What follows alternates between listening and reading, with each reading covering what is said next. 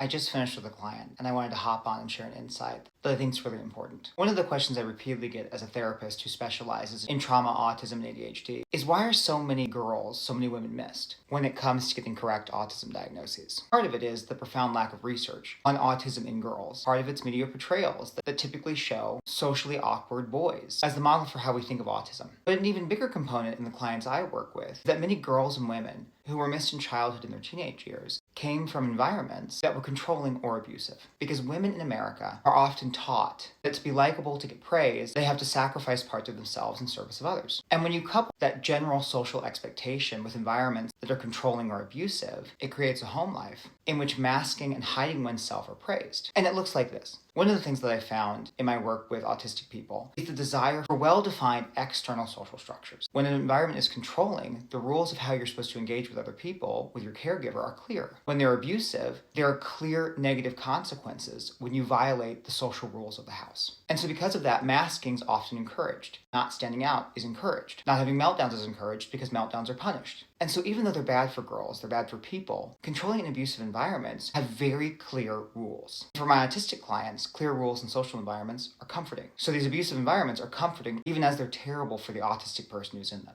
On top of that, the core feature of executive dysfunction in autism is rigidity. And what are controlling and abusive environments? Very rigid. So you have explicit social rules coupled with satisfying that need for rigidity.